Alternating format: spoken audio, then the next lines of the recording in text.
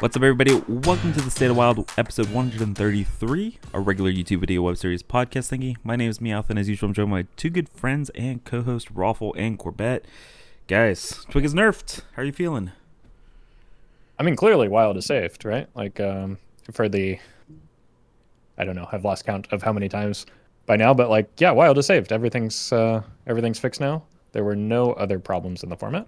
And so we can all rejoice, and there's no more importantly, there's no more complaints within the community, so we're safe. Yeah, I'm not here to complain right now. I'm just here, I'm happy to be talking with you guys. Whenever we take a week off, it always feels so refreshing and nice to be able to jump back into the show. Like, sincerely. So very happy to be here with you and with the audience to talk everything out. Yeah, I mean, I was kidding around about the nerfs, but I think that like we got the change that we were expecting. I think we got the change, or at least that we should be expecting. Sure, there's other problems in the format, but I think there's one clear outlier. And like the question is always, does the change make the format better? And a format without Twig and instrument tech in particular, or at least that interaction of those three cards is certainly a better place than it was going into the changes. So I'm very pleased with the fact that we got a change at all. Yeah, I mean, in terms of expectations, like I had the tweet on like the expansion being out for 12 hours, and it was just like, hey guys, just letting you know Twig's getting nerfed in 2 weeks. So I mean, I think that was the clear-cut expectation of what the one change is probably realistically going to be for Wild, and wasn't too complicated. I think the people kept trying to make the change so complicated when I felt like it was always going to be this one. Yeah, that's I mean, there are a lot of armchair game design experts that somehow seem to always know better than the people making the game, and I feel like this was just a simple, elegant solution. There was maybe like a couple days of people questioning whether it is in fact a buff, as always happens. Well, let's talk about the change, and then we can get into that context. Yeah, let me just put some context to everything here. So Twig has been changed from Death Rattle gain 10 mana crystals to Death Rattle refresh mana crystals. So I think the buff that Roffle was alluding to is that if you have Guff and you have 20 mana, technically you can have 40 mana in a turn, but instead of 30. Yeah, that's very clearly a buff, because you see what happened in the past is you would play Guff on 5, Twig Sphere on, or you play Guff on 4, let's be real. You play Guff on 4, Twig Sphere on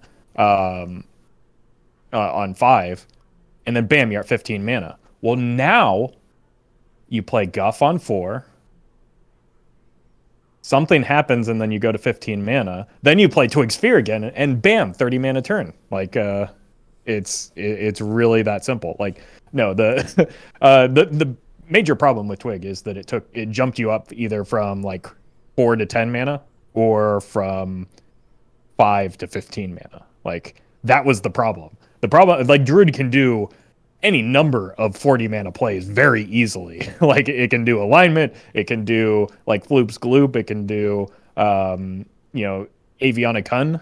Like, if it really needs to if it wants to throw in bad cards to get a 40 mana turn, Druid has no problem with that. The issue was that, like, unlocking the ability to do so was a little bit too easy because of how quickly you jump to that 15 mana or even just 10 mana threshold with a quick Twig Sphere. Like, so it's a very simple, elegant change that probably deletes the card. But like we've been talking about Twig Sphere for a while and how it is not a fun play pattern to go up against. It's probably not healthy for the format, even when Druid, was getting kind of kicked around prior to the instrument tech and wasn't performing all that great as a class.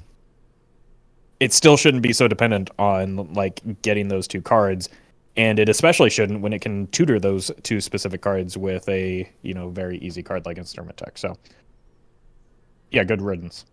Yeah, I'll just say that it's not like a total delete because it still has some use in things like Tony Druid. Like, it is weaker in those decks, right? Because like, you get less mana. And you can't like front load play it. So, but it still works in that specific deck. But for generic Druid decks, yes, it's a pretty large delete. And yeah, and even then, like, you can still brick your draw as a result of the change to where you lose the capacity to unlock the auctioneer turn.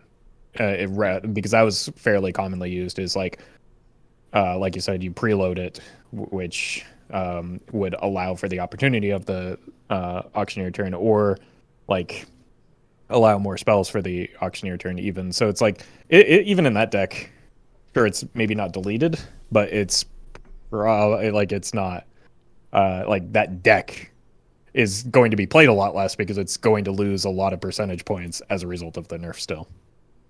Now, let's be real. The Tony Druid didn't have a lot of percentage points to give up anyways, so I don't know how much this is specifically hurting there, but it seemed great when it would win on turn 5 against me every single time I played it. Like, I don't know how my opponents were drawing that well against me, but I don't, like, in the first week of the expansion, I don't think there's a single game where they did not win the game on turn 5 against me.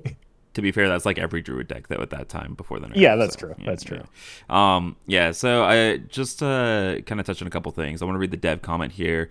Twig of the World Tree is the best card in a really good deck, leading to some frustrating play experiences in Wild. Whoa. The interaction between Twig of the World Tree and Spiro Sapiens didn't exist when Twig was first printed, so this change is to curb this card's power level and bring it back to the closer to the original play pattern. I think it's also important to note, so yes, we basically just said everything that was in the dev comment. I can't tell if you guys read that first or not, but I think it's also important to harp on the hybrid build, the hybrid Questline Ramp Druid deck.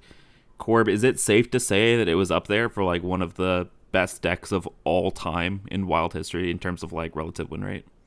Yeah, 100%. Well, that wasn't quite the win rate, but it wasn't that far off. But yeah, it was very, very good. I would probably put it around the top 5. So, and I don't say that lightly. Like, I'm very, when it comes to this stuff, I'm usually trying to pull back on the hyperbole.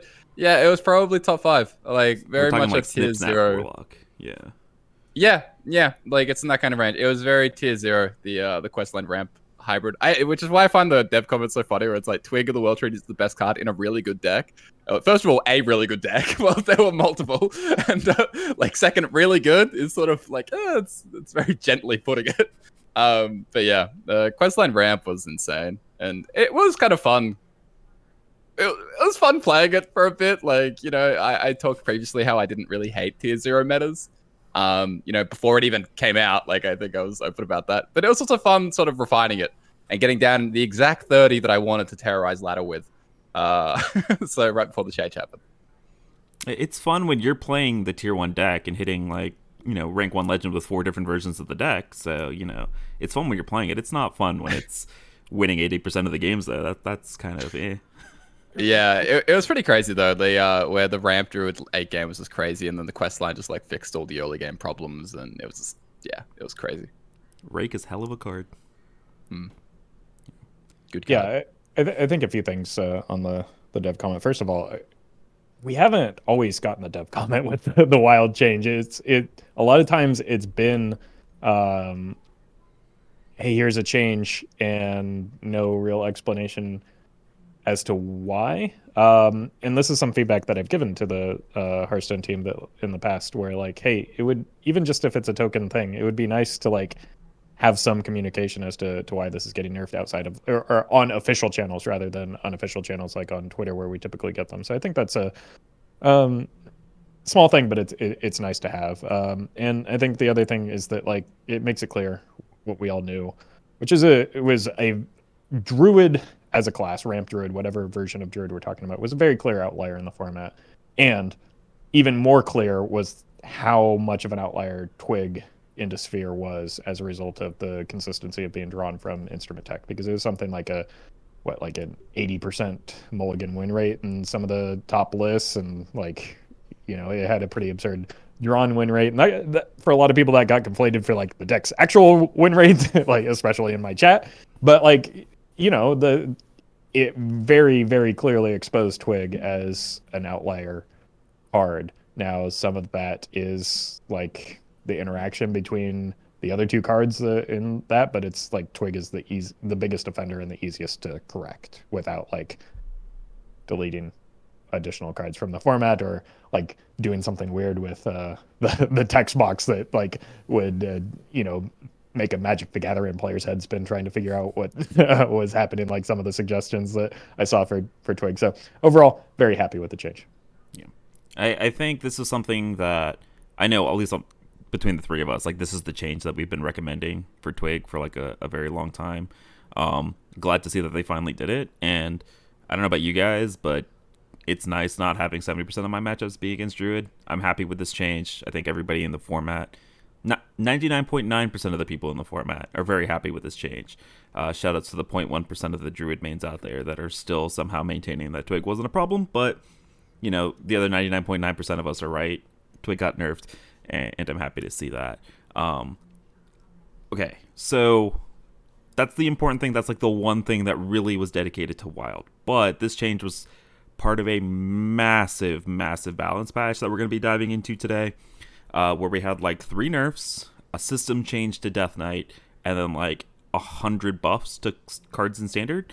So we'll take the nerfs, I guess, one by one. I kind of defer to Corb for a little bit of the Standard talk about why these nerfs happened, and then we'll be diving into the buffs kind of together. But Death Knight cards, so specifically those of you guys that are playing Even Death Knight and those of you guys that are playing Reno Death Knight, all triple runed cards are now being removed from Discover pools, which I think is a major nerf, specifically in Wild, right? Where you're playing the Even decks and you're trying to discover stuff like Frostworm's Fury and things like that. Or if you're in the Reno deck and you're trying to discover more Vampiric Bloods and things like that. So all of the Discover pools, I'm assuming that also means stuff like School Teacher. You can no longer find triple runed cards. So this is just kind of a massive nerf to Death Knight in general, but it does impact it pretty significantly in Wild as well. And so the dev note here was they received a lot of feedback that one of the most frustrating parts about playing against Death Knight is when they're able to generate additional copies of their powerful triple runed cards, especially when that card is one that the deck didn't have access to in deck building, which is completely understandable. But yeah, so combined with that change, we also saw a change to Overseer Frigidara. So this is the 6 mana, 5/6, 2 Frost runes. Battlecry, draw 2 spells. They're both Frost, deal 2 damage to all enemies. It's a very powerful card. You even saw play in Wild, right? That even Frost Death Knight deck was not as popular as the Unholy One, but it was also good. Very powerful card in that deck. Has been nerfed from 5 attack to 3. And the dev comment here, they just wanted to shave some power off of it, off the standard Frost Death Knight deck by bringing one of the best cards in that deck down a little bit in power level. So yeah, Death Knight changes in general. I know it's a little bit sad when a brand new class kind of gets nerfed like this, especially for Wild players. But how are you guys feeling? It's, I don't know, Death Knight wasn't really a problem in Wild, so it's like not really targeted for our format, but we do get a little bit of collateral damage. But I think, I don't know, I don't like it, but at the same time I understand it. I don't like it because I want Death Knight to like have a chance in Wild, and one of the ways that it can do that is having very strong turns, like generating additional copies of Vampiric Blood, or finding Frostworm's Fury to throw out the opponent's face for an after turn. But like that feels really bad to play against, so I understand like from the opponent's perspective it's a good change. I also generally don't like these weird hidden rules that are not well communicated, especially to like newer players. So it's like, well, why can't the triple room cards be discovered? And like, if somebody's not really plugged into what's happening with Hearthstone, they're going to go fishing for one of these cards and get frustrated that they're not finding it. So like, I believe they intend to communicate this in some manner, like within the client, to make it clear that they can't be discovered. But like, even then, I don't know. Doesn't feel great, but it was probably necessary just for the sake of Standard, because like in that format, getting those triple rune cards consistently, or getting them outside of the class that you're supposed to be, or the rune scheme that you're supposed to be playing, feels really bad. Last thing I'll say about this, as long as you're pulling things out of the Discover pool, why stop with triple rune cards? Why not? Why not make a similar exception for Ice Block and just like make it so that you can't discover or generate additional copies of Ice Block as well? I'm just throwing it out there. Like, you beat me to the punch, because I was going to bring out that same exact thing. As long as we have hidden, if we have hidden rules, why stop there? Yeah, from my understanding, is like they have a special tag that they apply to cards So like the quest, and now these triple rune cards that kind of just exclude them from discover pools. Just like it's just like one line of text, just like added to ice block. It's fine, right? Like I'm down. Yeah, I like the change in general. I kind of like this more than just like picking and choosing specific cards, like just making it, you know, cause like they did with the triple rainbow card. I like this more where they're saying, you know what, no triple rune cards in general, like it's okay. We've kind of already had like cards removed from pools before without it being conveyed, like the quests and things like that, or even things like Shadow Step and Zephyrus and stuff like that. The confusion is like a valid concern, but it's never stopped people talking about, you know, can you get Plate Breaker from a Zephyrus in my Twitch chat? So I don't know, like that's been there for a while as well. I don't know. Overall, kind of happy with the change. I think it'll make less tilting play experiences. Yeah. So you can't get Playbreaker, but what about that 5-mana 5/5 that removes armor? Can That you one get could work. from Zephyrus? Yeah, definitely. Okay. That one could be strong. Okay. I don't know if you'll ever get offered that though over Tempo Enforcer. So Yeah, more stats, right? Yeah, Yeah. 5/6 better than 5. More stats removes more armor. So what I'm hearing is buff Plate Breaker. All right. The last nerf that they had was Rowdy Fan. So for those of you guys that are kind of out of the loop, it was being used in Demon Hunter in combination specifically with Lady Satheno, the card that attacks every time you play a spell, and she's immune. So you give her a lot of attack, and then you play a lot of spells, and then opponent goes dead. And so instead of, I'm very confused because Sathenos felt like it's been very strong for a little bit. They decided to still not address that and address Rowdy Fan instead, which was the new Quillbore that gave a minion +4 attack while it was alive, and now only gives +3 attack while Rowdy Fan is alive, which is like Abusive Sergeant on steroids. But yeah, Death Knight apparently, or Demon Hunter, I guess. Still get the classes mixed up even this far along. Demon Hunter still feels like it's doing dumb things in standard, and they wanted to keep bringing it back slowly in line with everything else. This was a bit of a twofer, I believe, because it was also in a lot of Frost Death Knights to get the eggs going.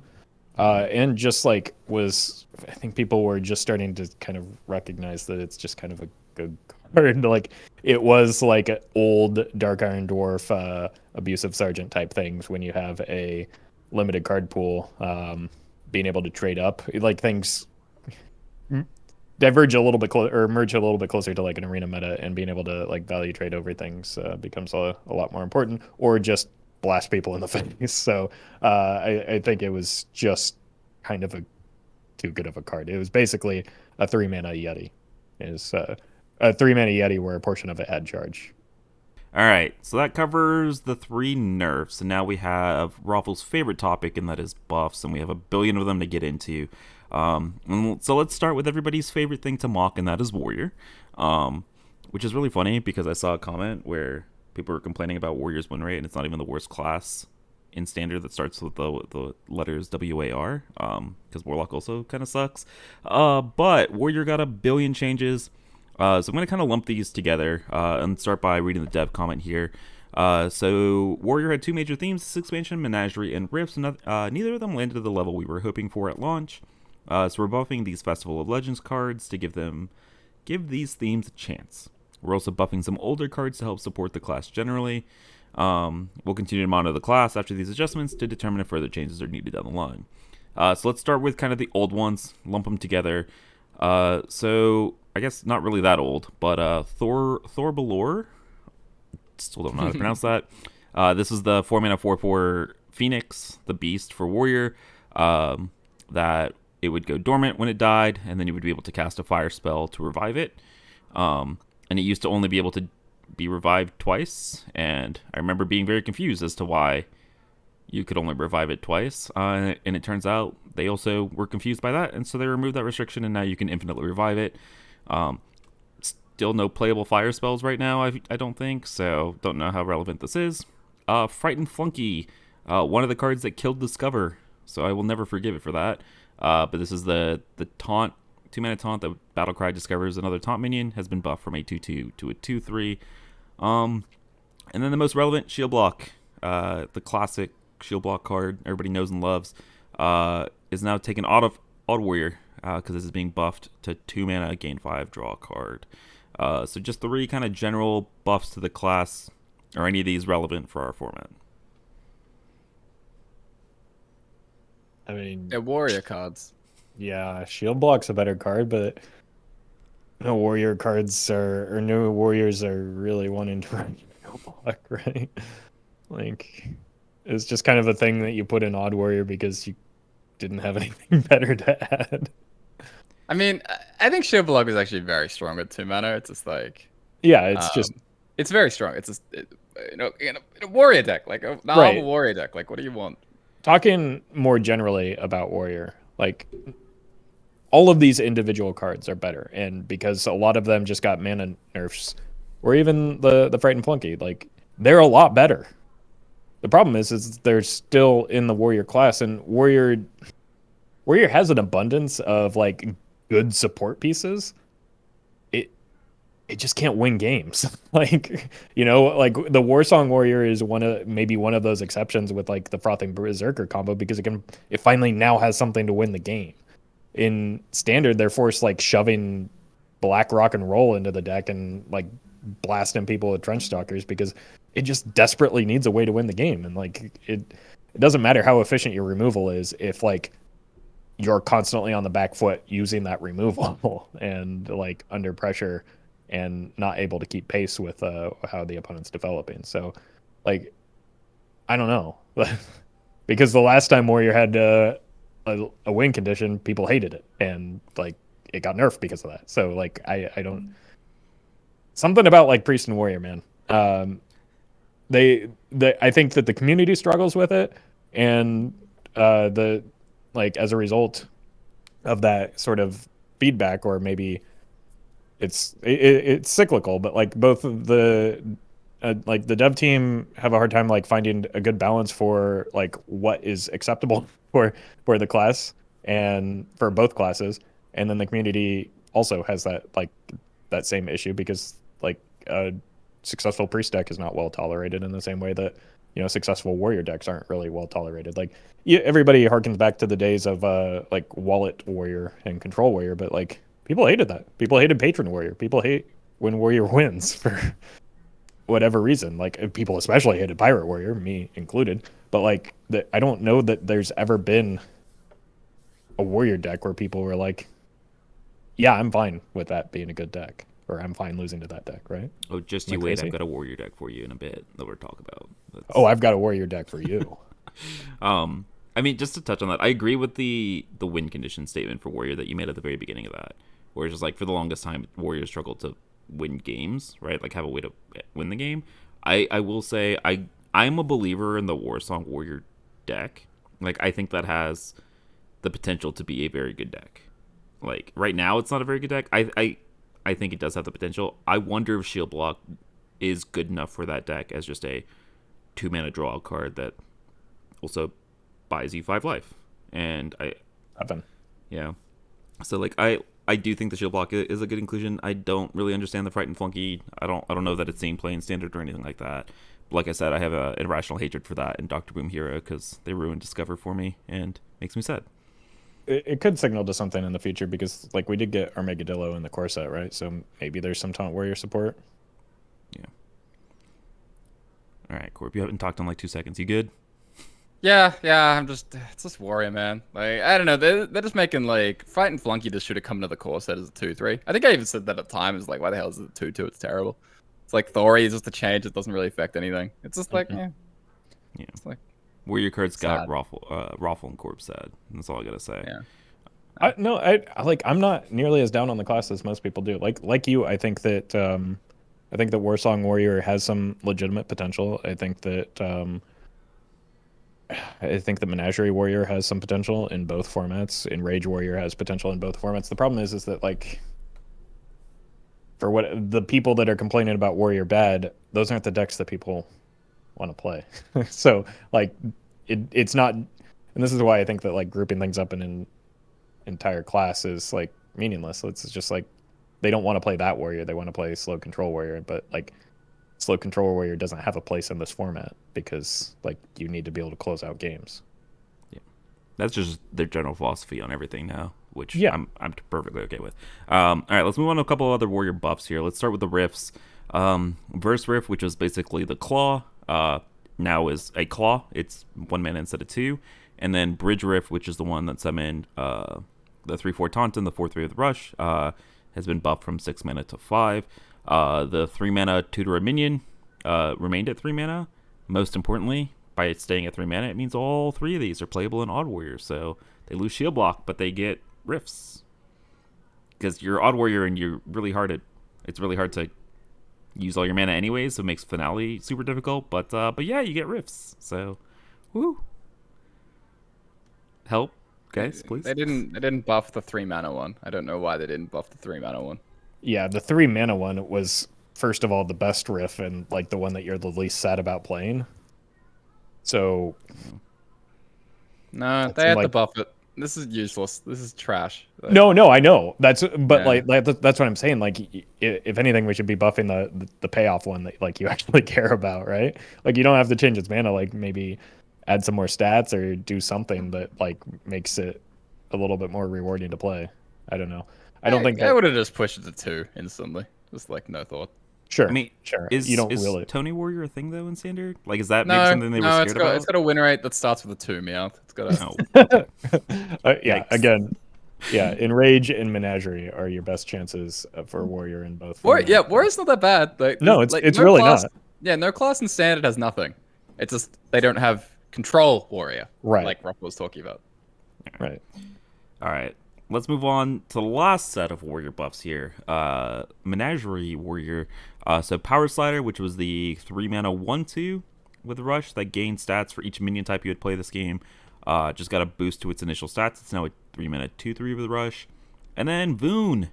Rockmaster Voon going from 4 mana 4/3 to a 3 mana 4/3. Copy a minion of each minion type in your hand.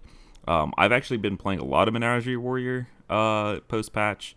Both of these changes feel really good.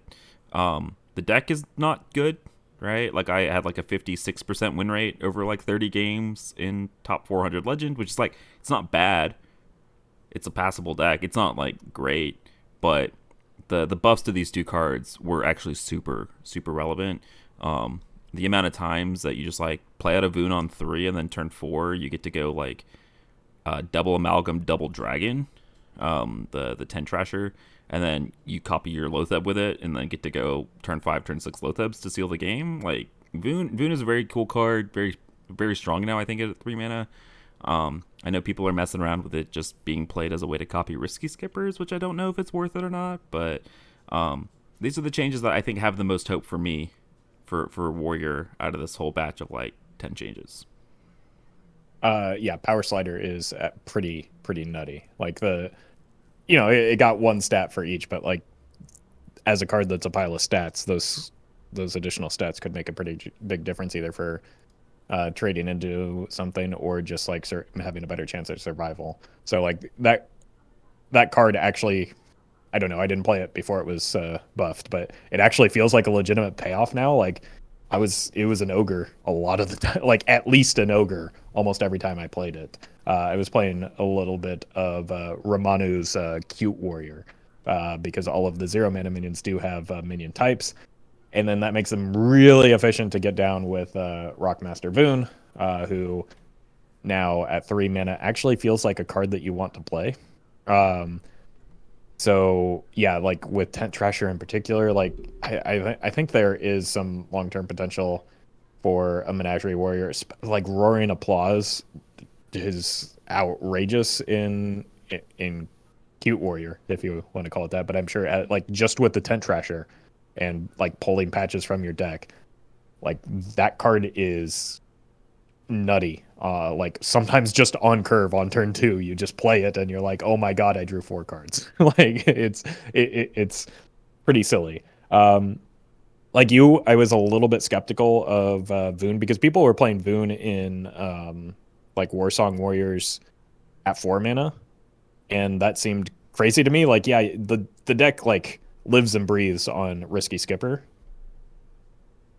but maybe now at 3 mana you have a little bit more of an argument for doing that. Like, it feels a little bit less awful to play because you're kind of like turn 3 is often a little bit awkward for that. Like if you don't have the Ankar, you're just kind of hero powering and playing a 1-drop a lot of times. So like it feels like it has a little bit more potential now. You can get an additional copy of the Quillbore as well to continue stacking armor to buy yourself some time, and maybe bring in other minion types just to justify running Roaring Applause, because like in a combo deck that card draws a lot of cards. So yeah, these two are the actually meaningful changes, in addition to maybe shield block, for the warrior class that we saw with these buffs.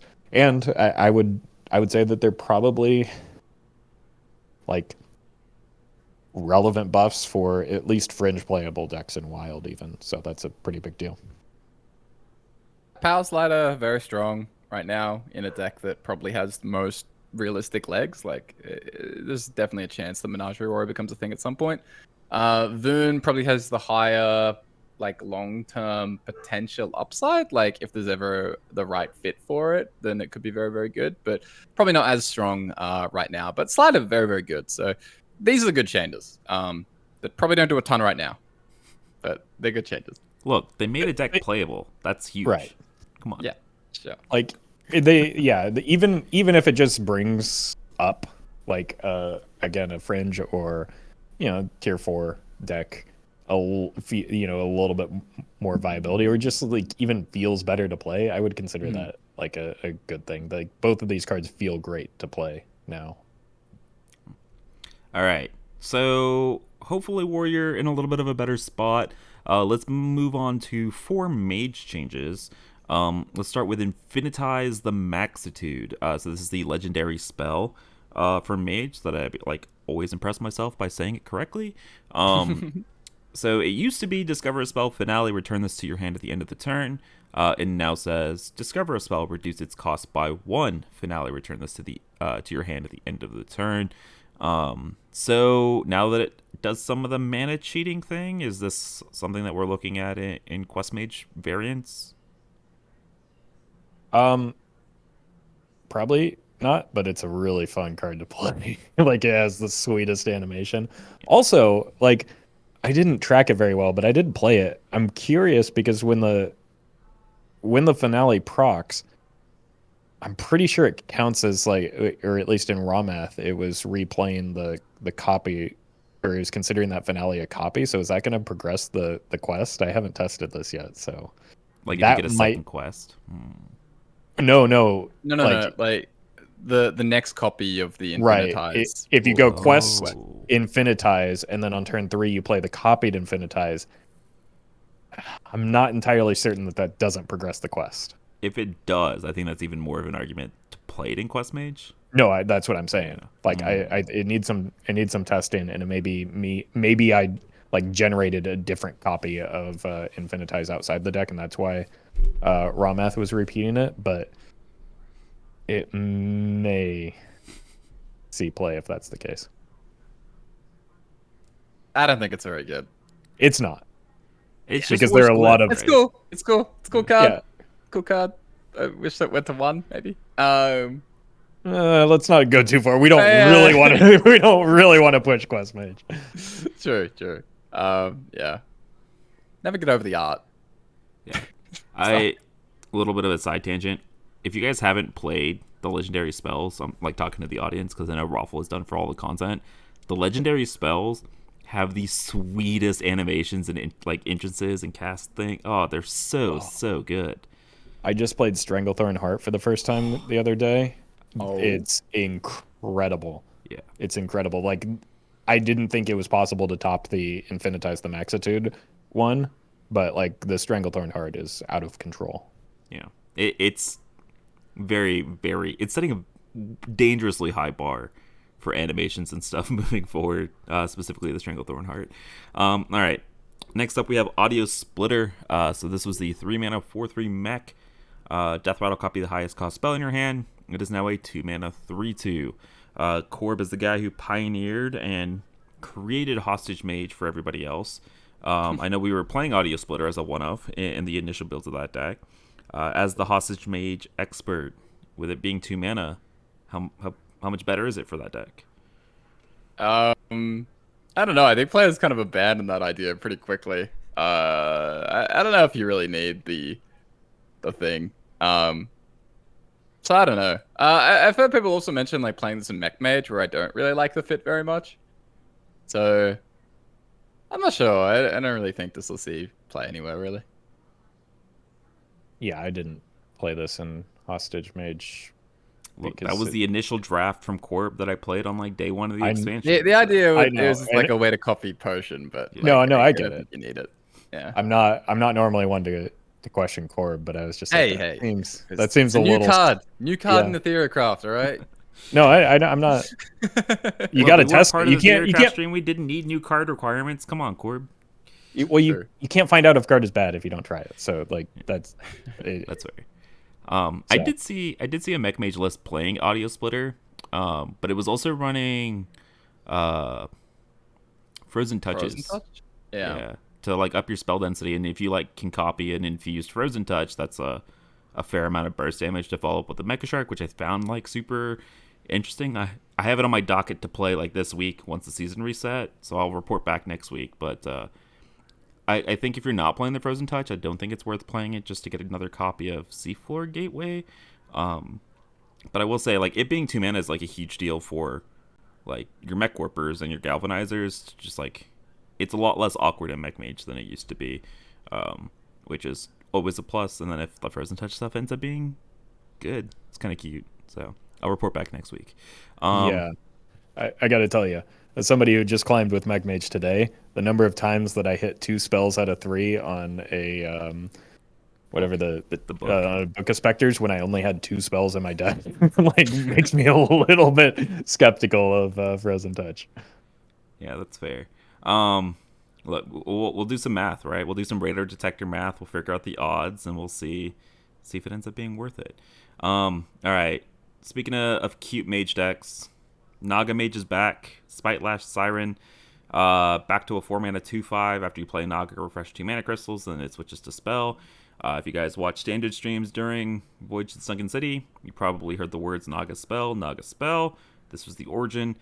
This deck was not a thing in Wild a year ago. I don't think we've gotten tools to make it a deck now. Again, I'll defer to Corb because this is like a Corb-style deck. Is there any hope? I have already tried this, like since the season reset. It went badly. Yeah. Why did I think a bad standard deck would be playable in Wild? I don't know. Usually I only take the good standard decks. You're addicted. Yeah. You're addicted to taking standard decks, even if they're not good. I just want a cool mage deck, man. That's all I want. But yeah, no, this ain't it. It's it's a bad deck in standard. Like it didn't bring the deck back in standard, so that doesn't bode well for Wild. Like stats are not kind to it. It's performing worse, at least according to HS Replay, than Light Show Mage and what they have labeled as Casino Mage, which is shocking. Oh, that's concerning. Yeah. Yeah. Oh gosh. All right, the last mage buff here. This one's probably for some Roffle decks in the future, if I had to guess. That is Arcane Artificer. This used to be the 1/2 elemental that gained you armor equal to the cost of the spell. It is now a 1/3. So the next time you see Roffle playing Big Spell Mage or some variant of that, he's probably going to be playing this. I don't know how soon that's going to be, but yeah, I don't think that this moves the needle. Look, the Arena Mage players out there, all like 4 of you that are left. It's probably good in that deck. I don't understand this change. I don't know. The cards doesn't. It's generally not a turn 1 play anyway, and so like by the turns that you're wanting to play it and get value off of it, you're not. It's not surviving anyway. Kind of like it. I think this card's actually really strong. It's just not. Not in any like Wild decks right now, but I think the survivability is good. I think being able to have the flexibility to play it out as a 1/3 and contest boards is kind of strong. Like, if you're playing stuff that does follow up with like 2-3 mana spells, then playing out a 1/3 on 1 and having it gain 2 to 3 armors, like it's like an armor vendor that's still like a must remove kind of thing. Like I don't know, this card's really good. I think just in control mage decks, which fake. So Some shield block syndrome for Artificer. Good card, just no home right now. probably worse, like even less, like more harmless than shield block. Oh no. Eh. I is Big Spell Mage still a thing in Standard? I know it used Nah, to be. parrot rotated. So They also like don't have big spells, do they? Isn't it only like they also lost Rune? oh yeah, that's also kind So of they a have- big deal. Yeah, Pun they have like intended. Pyroblast, and that's about it. All right, so this is for the DJ Mana Storm deck, the triple Pyroblast deck is what. This I mean, is. I think people are playing it in like Spooky Mage, in like that kind of, like where it works well with Deathborn. It survives Yeah. with the Deathborn or Blizzard, like stuff like that. I think they're also. I think where it was seen a lot of play is in the like aggro, like Freezer Burn Mage, just because it ends up being a body with +2 spell damage after your legend or your egg. Egwin is the name of the legendary, I believe. For those of you guys that don't know. All right, moving into Hunter. Let's start with the boring change. Halderon Brightwing now gives all arcane spells in your hand and deck spell damage +1 rather than just your deck. Yeah, totally gonna put that in our arcane, quest Hunter because This is the Thorbalor change all over again. It's like it's what people expected the card to be to begin with, confused about why it wasn't, and then even changing it to be that thing probably doesn't change anything in the short term. So both of those cards are struggling for very similar reasons. Like the classes don't have spells of that type. Big picture change. Big picture. Like cracked card once we can play 20 arcane spells in our deck. Just you wait. Yeah. Or we're copy gonna have to arcane wait a spells. long And time. if you can copy arcane spells in your hand, that's going to be something that could do something. Like imagine this with Bran, if you're somehow alive on turn 6. Yeah. For what it's worth, the current arcane questline hunters don't play this, guys. It's a minion. That's not Dragonbane. You don't want to play it. All right, the exciting one, Stranglethorn Heart, big buff from 10 mana to 8 mana.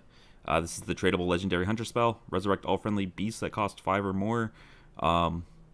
Corb, I know you've been playing Beast Hunter. I know I've been playing Beast Hunter. It seems like Roffle just played some Beast Hunter today.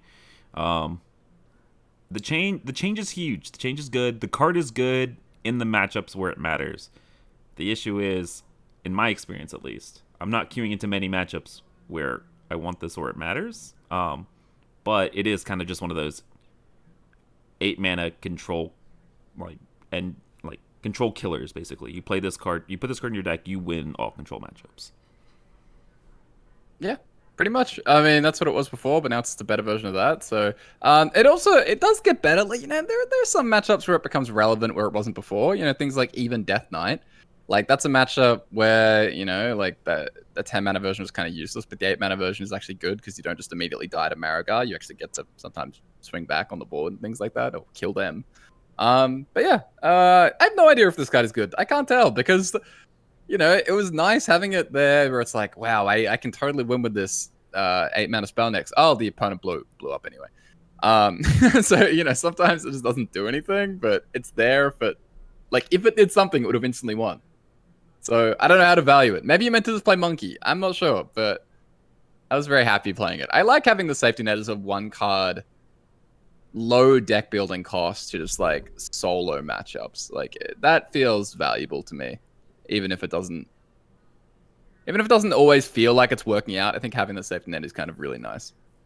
Yeah, and like you said, it is a pretty low deck building cost because it does have tradable associated with it. I think it's a completely different card without tradable, which I'm glad that they have made that an evergreen keyword. It does feel like you don't actually get to play all that much still, just because like somebody dies before then, but somebody was a lot more likely to die before turn 10 than they are before turn 8. So like you have a better chance at playing it now. Like it sped it up 2 turns. The issue now is like, do you have enough stuff in it for it to like actually be relevant? I think it's probably you just play the card, right? Like if it can flip matchups, that's probably worth doing. Plus it has a sweet animation, so that's reason enough. Yeah, the animation. Yeah, you gotta play it. All right. Let's move into Shaman here. So the dev notes: the new Overload Shaman deck has not performed where we wanted or expected it to, so we're giving it some help with all of these changes. All right, so let's talk about these changes. Let's start with Zephyrus getting a buff here with Lightning Storm. Lightning Storm is now a 3-mana nature spell that always deals 3 damage to all enemy minions and only overloads you 1 instead of 2. This card is just really, really good now. If you're playing Reno Shaman, I think you probably are supposed to be playing Lightning Storm in your deck. I don't know if you play it in stuff like Big Shaman or anything like that, but outside of Zeph, like, this card is definitely, I think, worth looking at. It's a 3-mana, 3 damage AoE. It's similar to how we reacted to the Hellfire change with the core set. Lightning Storm is kind of up there, in my opinion. Yeah, this card got much better. Overloading for 1 is you're effectively reducing its cost, like you said, like with Hellfire, by an additional point of mana. I discovered one off of Zeph today, and it felt significantly, like, in my mind, my head still had it at Overload 2, and so, like, I was thinking about my follow-up turn, and then I had 1 extra crystal available to me, and my turn got much better. Yeah, the card is better. Yep. Don't know if it makes it into... Well, it'll make it into Shadow Walk after they nerf Flurgle. So, like, very important card for that long term. Yeah, so it'll see play in another year or so when they nerf Flurgle Talks. All right, Jazz Base. This is the weapon for Overload Shaman. So this is the one that says Death Rattle, your next spell costs 1 less. Overload while equipped to improve. They buff the attack from 2 to 3. Again, when we talked about this card, our qualms weren't with the attack. It's more that we didn't have good enough spells to discount and cheat out with this. I don't think moving the needle on the attack is super relevant, except for the fact that it now kills Ship Cannon. But that's kind of it. Yeah. Making a better card makes the card better, right? But like, this doesn't fix the problems with the archetype. Like, if anything, like I saw this discussed as elsewhere as well, but like, it may have been better to give it extra durability, because like the 2 swings for both of the Death Rattle weapons can be limiting, where you need to, like, because like it requires so much time to set up. Like, I don't know. It's difficult to say. I don't think that this like is that meaningful a change to the card in either format is the problem. I don't know. Maybe in, like, if you're doing like a weird Malygos combo and you just want to get that additional chip damage in, it does something. All right, the other 2 changes here. Let's start with Altered Chord. So this is the 5-mana nature spell with Lifesteal. Deal 5 to a minion, cost 3 less if you're overloaded. It now deals 6. So 2 mana, deal 6 to a minion with Lifesteal. I saw some comments talking about how they wished it was just 4 mana base cost instead of 5, so that it became a 1 mana deal 5 to a minion with Lifesteal, which I think would have been actually interesting. The fact that it's 2 mana deal 6 still just doesn't excite me. I don't think. It's kind of like a bit of a twofer, right? Because you get, like, because of Lifesteal, kind of like with spell damage. If you amplify Lifesteal, it doubles its effectiveness because it's giving you more healing as well. But still, having played the card at 5 damage, it never really feels good to play. Like, it doesn't. Like, it doesn't matter if you're overloaded or not. Like, it just is a bummer to play, and I don't see this changing that. Agreed. Next card, next Overload card. All right, last but not least, Flow Rida is now a 1 mana 2/1 instead of a 2 mana 3/2 with Battlecry. If you're overloaded, discover a spell from your deck. It's 1 mana. It's a lot better than it is with 2 mana when you have to, like, navigate restricted mana from overload. Yeah, this mechanic just doesn't feel like it's ever gonna really be relevant in Wild outside of Frog Shaman, but maybe Flow Rider can be okay in, like, some hyper aggro deck where you're tutoring, like, very specific things like Lightning Bloom. it's like a Tunnel Trog deck of some sort. Yeah, like a Tunnel Trog explode onto the board, like aggro druid style thing. But I mean, the dev comments the dev comment was, what was the dev comment? The new Overload deck has not performed what we wanted or expected, so we're helping things with these shaders. I don't know how much things helped. I don't think this does very much. Has it helped in standard at least? No, I don't think so. As far as I can tell, did nothing. Well, F's in the chat for this this mechanic and thing that they pushed. I will say the Lightning Storm change is big. It feels like the most relevant, specifically because we have Zephrys in our format. The other three changes don't really excite me at all. I think Jazz Base, like, if we ever get like a legit big spell that's like worth cheating out, maybe Jazz Base is interesting. Yeah, but all right, let's move into Warlock, the class that somehow has a worse win rate than Warrior, with all the complaining that I see about Warrior. So they've given us 3 changes. Warlock is one of the weakest classes in the game right now, so we're giving it some buffs to its new fatigue package. So let's talk about them. Crescendo, so this is the one that says take fatigue damage, deal that much to all enemies, has been buffed from 3 mana to 2. And then Crazed Conductor, this was the 5 mana 3/4, take fatigue damage, summon that many 3/3 imps. It's now a 4 mana 3/4, or sorry, it used to be a 5 mana 4/5. It is now a 4 mana 3/4 with that same text. Yeah, I mean, fatigue stuff in Imp Block is kind of where my mind went to. Played a little bit of that yesterday. It still feels a little bit awkward to play, especially with stuff like Pirate Rogue and Kingsbane running around. It kind of hurts to take a lot of fatigue damage to make these cards relevant. But 2 mana Crescendo is something that, you know, at least long term is interesting to me. Yeah, I mean, it's interesting, but I don't think 3 cards is enough support for like an archetype defining package of cards is the problem. The same thing is true like of the Rifts, right? Like, I don't know, like Crescendo is a pretty big payoff, but like you don't have the support pieces to like you have to play one of them early in order to like amplify the other one. So I don't know. Like, they're even cards, you can play them in even lock and make your even lock worse. I mean, I think these cards are really good, and like you can make a wild Imp Warlock that is actually probably very passable. But the deck is going to be very like aggro Paladin-esque. You know, it's going to be like, or like Murloc Shaman, where it's going to be like very curved stony. Players aren't going to be that interested in probably playing it and things like that.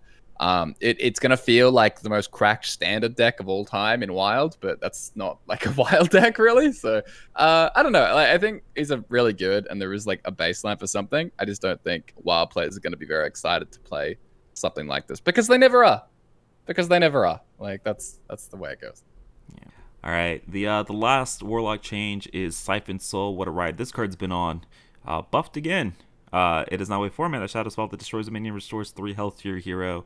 Man, this used to be 6 mana. It is now 4 mana, and I still don't know that it's good enough to see play at 4 mana. No, it also Blast Crystal Potion is in shambles right now. I actually forgot that this used to cost 6. Is that real? Yes, it is. Wow. It's we actually used pretty to run recent. this in OG Reno Lock at 6 mana. Right, it's pretty recent that it went to 5 even. Wow. Okay. I got blinders on when it comes to the control Warlock decks, apparently.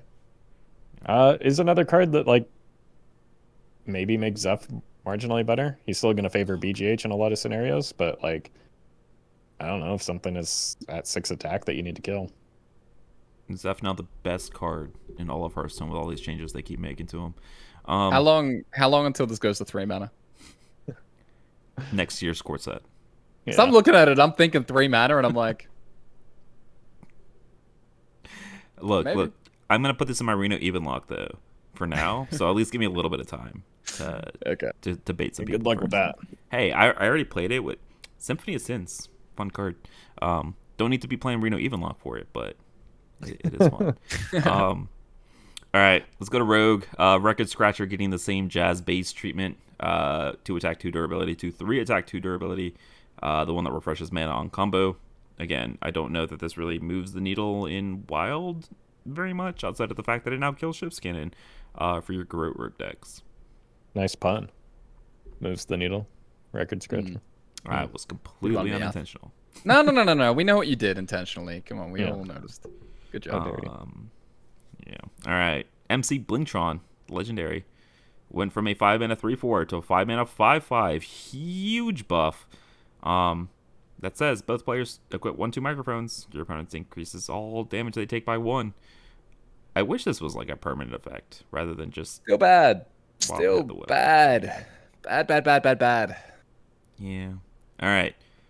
We talked about the roller coaster that Siphon Soul went on. How about Holy Nova? Holy Nova's seen like 4 different changes to this text box. Now it is a 3-mana holy spell, back to only dealing 2 damage to enemy minions while restoring 2 health to all friendly characters. So the dev comment here, Priest has some powerful aggressive strategies. This adjustment is to make its other decks, Control and Overheal, more enticing. While some players were hoping for more Overheal support in this patch, Overheal is an evergreen mechanic that we hope to and expect to evolve over time, including through additional future card drops. Wink, wink, nudge, nudge. But yeah, Holy Nova, what a roller coaster this card has been on. Another big Zeph buff, with this being buffed from 4 mana to 3. Does this see play anywhere outside of Discovered off of Zeph? Nope. All right, good talk. Druid, Kiri, Chosen of a Loon. Forgot that this was a card until they rotated into the core set. This was the 4-mana 2/2. Battlecry, add a Solar Eclipse and Lunar Eclipse to your hand. It is now a 3-mana 2/2 that adds a Solar and Lunar Eclipse to your hand. I don't know. I know when this was originally released, we were like all aboard the Oaken Summons train. Now that we're like no longer on the Oaken Summons train, is this card maybe worth giving a second look to ever? We're playing Brand Astlor in our decks. We could brand the Kiri. What a pitch. Oh my Yeah. god, I almost thought you believed yourself for a second. That was beautiful, Meowth. Yeah, I think you're very quickly going to forget that this card exists again. Fair enough. All right. What was the change that you would have preferred to see? 3-mana 3/3, or just bump it to 2? Just give it a 2-mana buff right off the bat. That feels very strong at that point. I mean, yeah, it's probably pretty the strong. card's been unplayable in every other. I actually kind of felt like maybe you could have put it to 2, and if it becomes one of the best cards in Druid, so be it. Like it kind of would have reminded me a little bit of Falaran in Demon Hunter. I don't know. It's pretty rare that you can look at a card and kind of reasonably think maybe a 2-mana buff is the move, but don't worry, Kiri was that bad, so it's all good. Still is. Yep. All right. Last but not least, Death Blossom Womper. This used to be a 6-mana 7/6. It is now a 5-mana 6/5 with the text, draw a Death Rattle minion and gain its Death Rattle.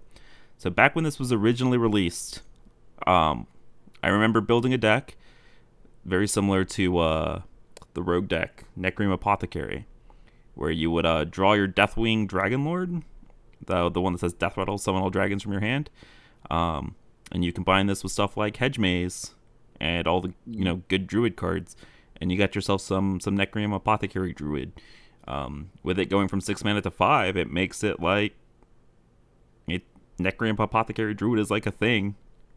It's probably just as good as Necrim Apothecary Rogue, which is to say not very good, but like you got some meme deck potential in there with that card now that it's 5 mana. Yeah, this is one of the very few changes where I'm kind of eyeing it off, both right now and long term. This says mana cheat, and mana cheat good.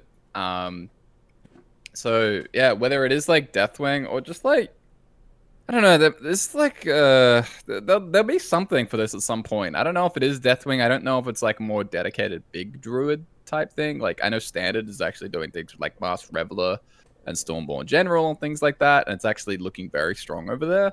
But there'll be something with this. Like, yeah, big change. Probably doesn't fit into any Druid deck right now, though. Like I tried to toy around and I did mess around with like Deathwing stuff, and I didn't love it. So I don't know exactly where it'll fit in, but yeah, big change.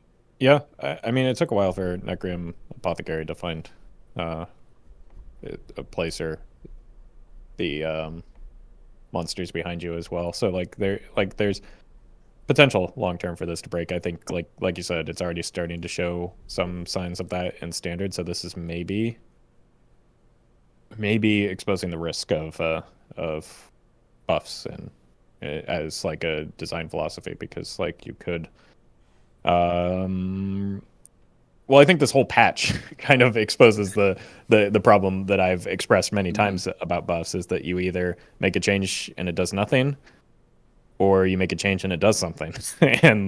and that something ends up becoming a problem, right? Like most of these buffs aren't going to it haven't push the archetypes that they're looking to bolster here. And then it just kind of maybe broke a new archetype in standard and in like the lone relevant buff that we're seeing. So like, I don't know, buffs are risky. The community likes them until they get them, it seems, and then they forget what happened and then continue asking for buffs. And like, I feel like this is probably the biggest buff patch we've seen. Yeah, this is and huge.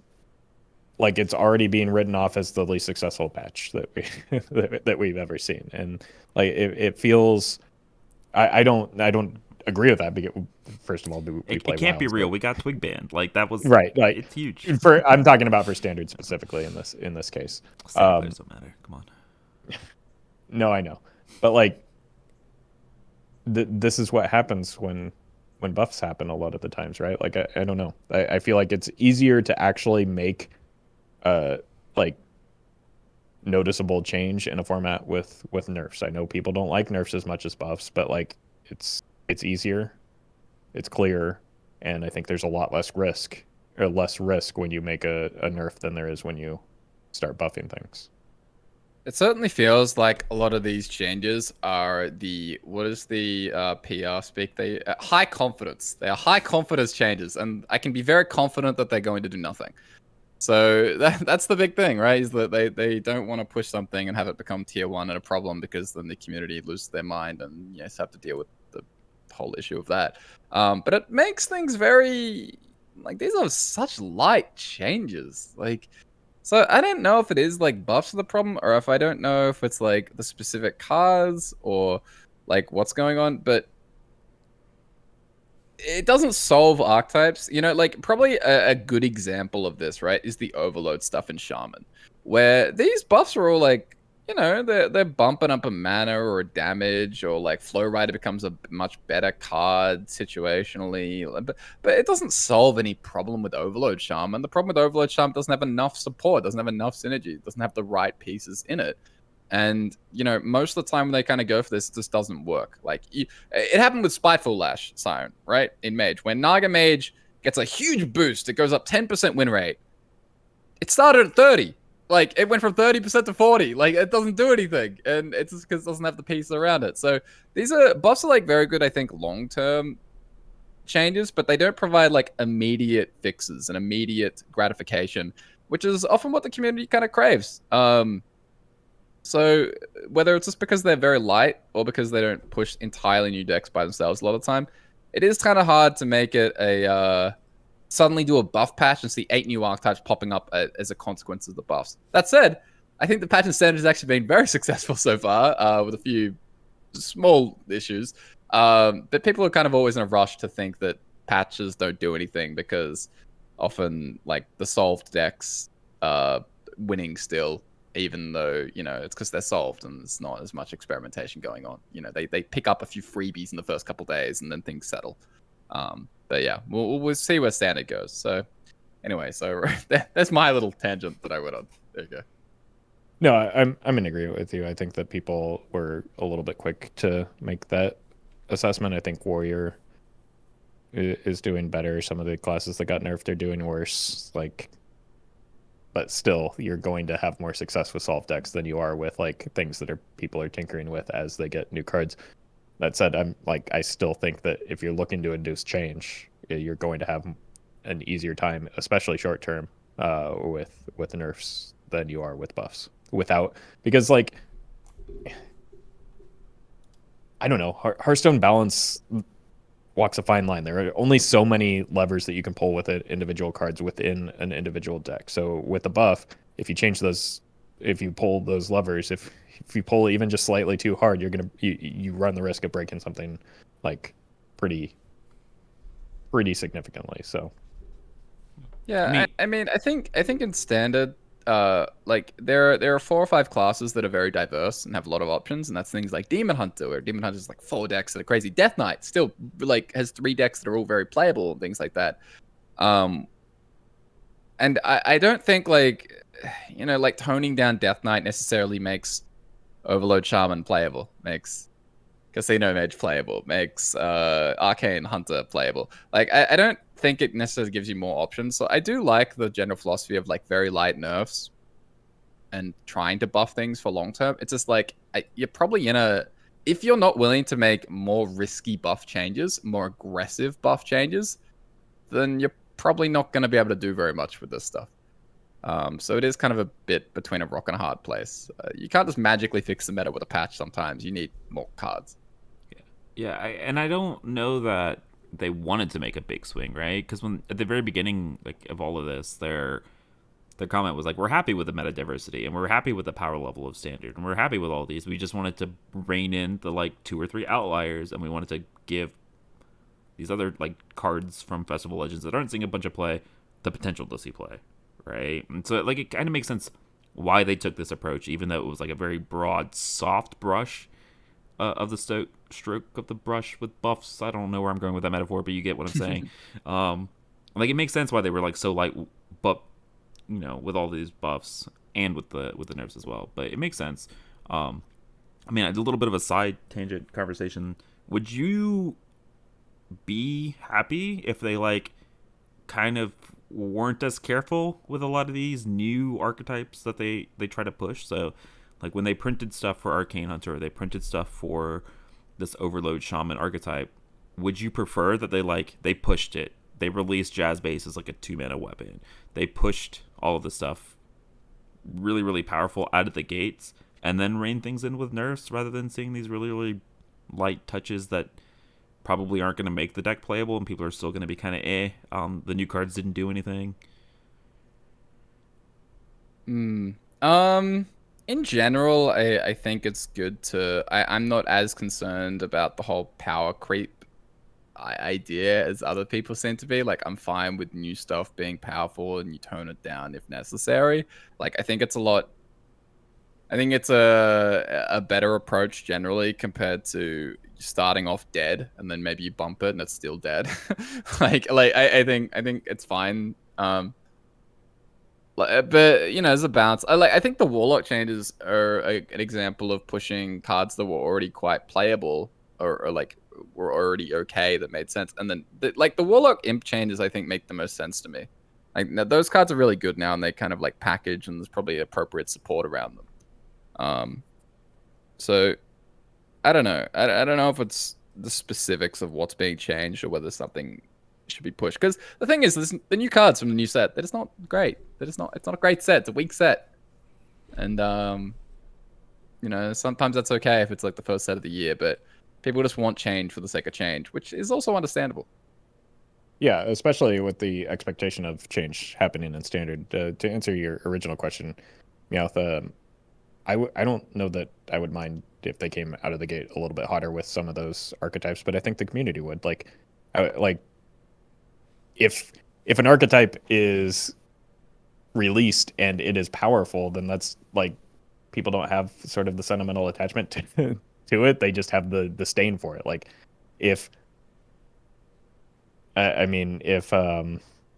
Overload Shaman happened to be very strong out of the gate, then how is that any different than like Frost Death Knight, which everybody hates? Like it just is the meta archetype. It would be treated in the same way that all of the current meta archetypes would be. They wouldn't leave people wanting for more. They would be leaving them wanting for less. So I don't think I don't know. I don't think it matters what the archetype is. If it's powerful, people are going to dislike it. If it comes out too powerful, people are going to dislike it and demand nerfs. So I think that, I don't know, finding balance is difficult, and no matter what, people are going to be upset. Do you not think there's a key difference though between like the powerful thing being the same powerful thing from pre-rotation, versus like when it comes to complaints specifically? No, absolutely. No, I think that's specifically right now in standard, what is a lot of people's complaints, I don't think that they know how to articulate it well. That it's not. I think that relative to the previous 3 sets, I think that the current set is probably a step behind. And like, so you're not seeing that many new cards in the decks that you're facing. And again, this is exclusive to standard and what I've observed there. I've played a fair amount myself of late, and I actually enjoy it quite a bit, full disclosure, but I didn't play it before, so I don't have like the I don't have the sense or the same taste in my mouth still from facing those decks that a lot of these players that are making the complaint do. So absolutely, I think that there is a problem where the current set is probably a step behind that. But I think again there are 2 directions you could go. You could either nerf the previous sets to bring them in line with the current set, or you could buff the current set to bring it in line with the previous set. I think maybe a combination of the 2 is probably worth looking at, but I think you're still just going to induce more change with nerfs. Yeah, I only brought this up because of the conversation we were just having, but I've also just seen like the cognitive dissonance of Reddit and Twitter posters where it's just like, I want these new things, new expansion, I want to play with the new archetypes, right? Like you were talking about, but all of these buffs like don't do anything. But so I do wonder if they would be better served. Like when you push something like a Fire Warrior or an Arcane Hunter, or like you push this package of cards, I wonder if it would just be better for just like general community sentiment of I guess they would rather have the new stuff be strong, because then they have an incentive to play the new stuff rather than an incentive to play the Demon Hunter deck or the Death Knight deck of last expansion. And then you can tone back with nerfs because they have much more of an impact than trying to buff kind of after the fact. But yeah, completely pivoting from that, I did want to bring up one last thing before we kind of wrap up here. They did change / fix the interaction with the healing, specifically with the weapons in Blood Death Knight. So Arcanite Ripper and the 5-mana 3/6 that I don't remember the name of right now. Banshee? Something Banshee, yeah. Naming Banshee. What the 5-mana 3/6 that summoned undead equal to the amount that you healed. So basically what was happening was like they were checking kind of at the end of the card being played, and if your life total had changed and if it had gone up, you would summon stuff. So stuff like Cheaty Ankle Biter, things that are like important for Wild, if we wanted this to be thing, right? Cheaty Ankle Biter into Happy Ghouls or the 3/4 weren't working as intended, and now they are. And so if you're playing Blood Death Knight, whether it's Reno or you're trying to do this tempo heal thing or future proofing for the future stuff, healing things with Happy Ghouls and the 3/4 taunt guy that I can't remember, but yeah, just something to point out there when it comes to bug fixes. On that note, I curved Arcanite Reaper into Blood Boil and made a 10/10 on 2 ticks of Blood Boil, and it was incredible. So yeah, it makes a difference. It sounds hot and sounds like something that's actually relevant. So Yeah.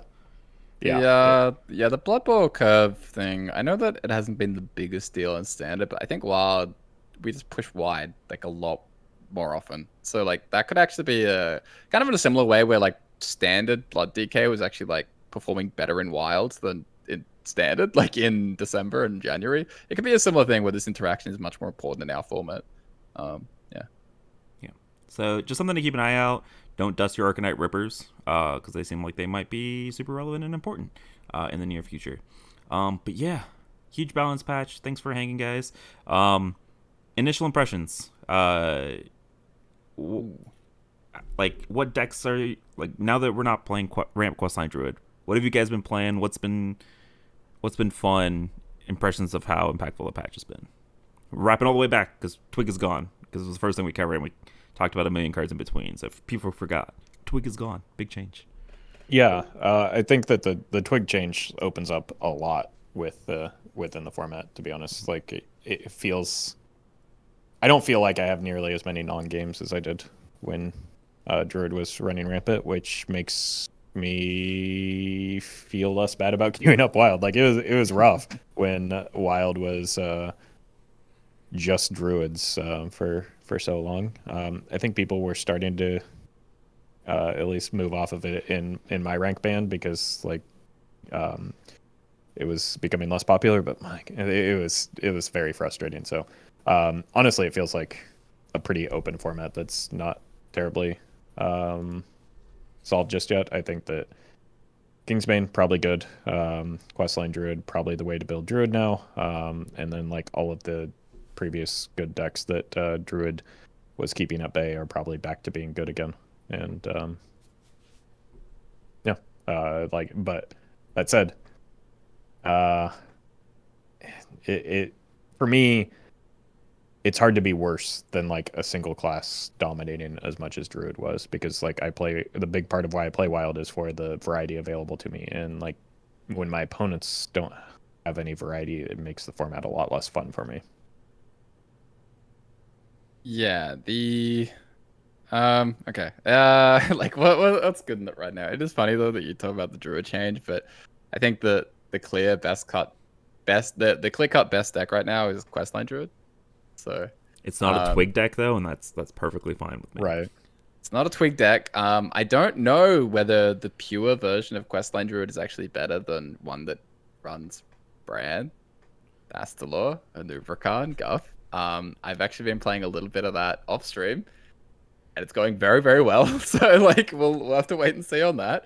But yeah, I think the best decks like Questline Druid, even Shaman, there's probably like clear cut. Next up, like Aggro Feast, Kingsbane Rogue, Beast Hunter, Big Priest. Things like that. I know like Shadowwalk Shaman is going to be very popular, particularly at high levels of play. Like people really like playing that deck. They love it. But I think like Druid and Kingsbane Rogue are probably going to cause like big problems for that deck. It doesn't really like the over-top chip damage as much, and it's in a much worse position than it was in like February and things like that. So that's kind of where we're at. I think like Questline Druid and even Shaman are the big decks that are the best things, but people don't love playing those in general.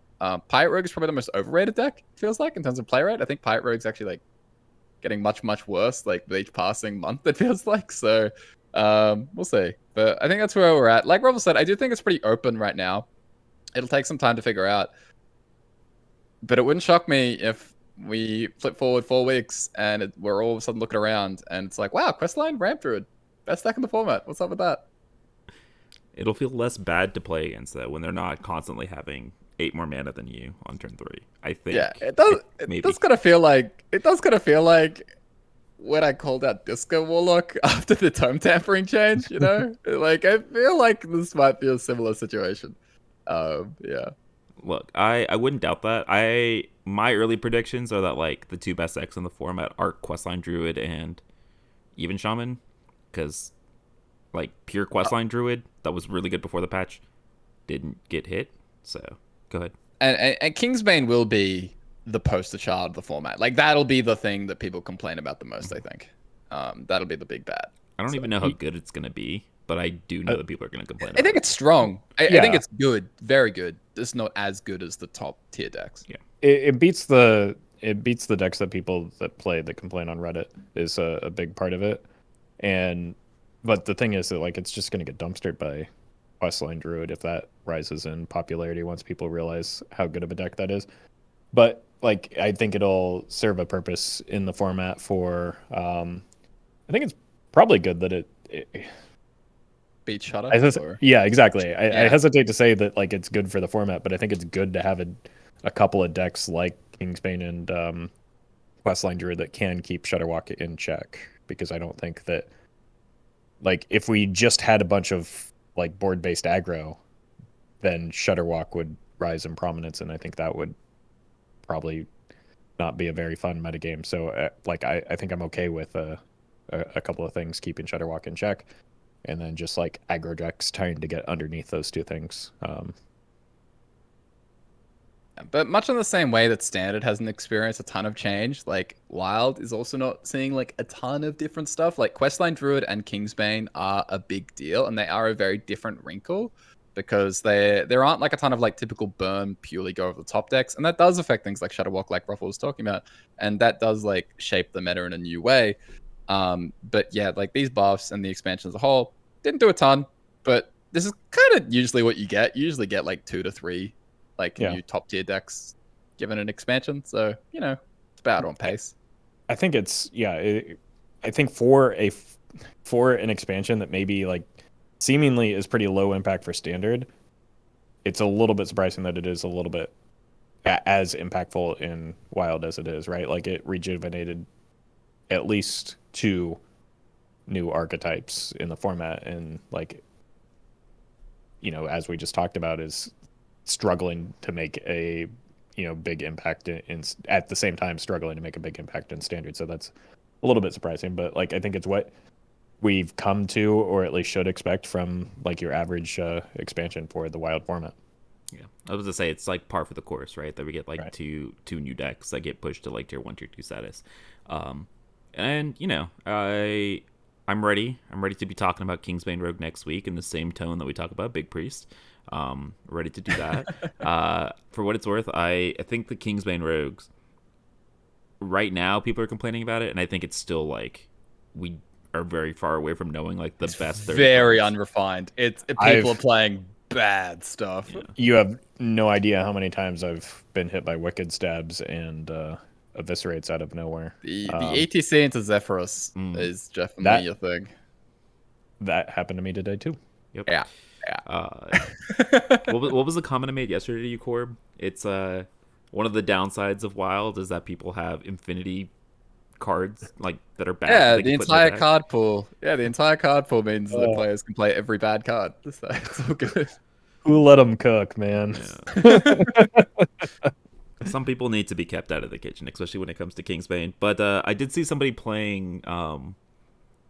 I saw a post of somebody playing like Breakdance and Arcane Giants alongside Edwin in their Kingsbane Rogue, just like a package of those 5 cards, and I was like, I toyed with that. I toyed with that on stream during Druidstone. It went okay, like it went alright, and it's probably going to be something I'll revisit for sure. Yeah, that seems better to me than Wicked Stabs and Zephyrus and ETC. The idea is like it's a good way to get on board and actually not instantly fall to Questline Druid. Like it's trying to make the matchups a little bit less polarized. Yeah. I will say I'm also ready to complain about leeching poison in Kingsbane Rogues for. Oh yeah, that's gonna be a telltale. Because that card is not good. The card's not good except for like the one situation every 30 games that it's good.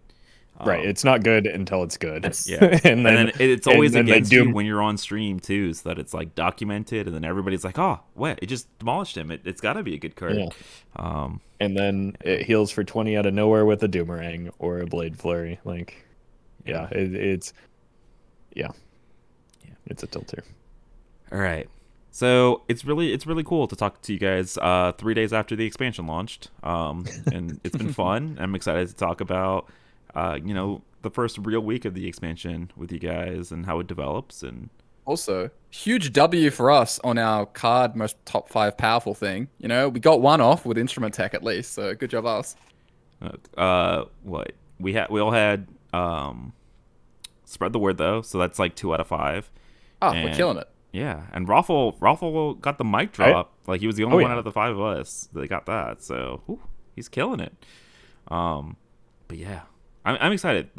I like the change, even if it's not always the change that we want to see, right? I know people always want more. Very happy with the Twig change. Very happy with the expansion so far, and happy with you guys for sticking with me every week, except for last week, to talk about stuff and talk about Wild. And I appreciate you guys.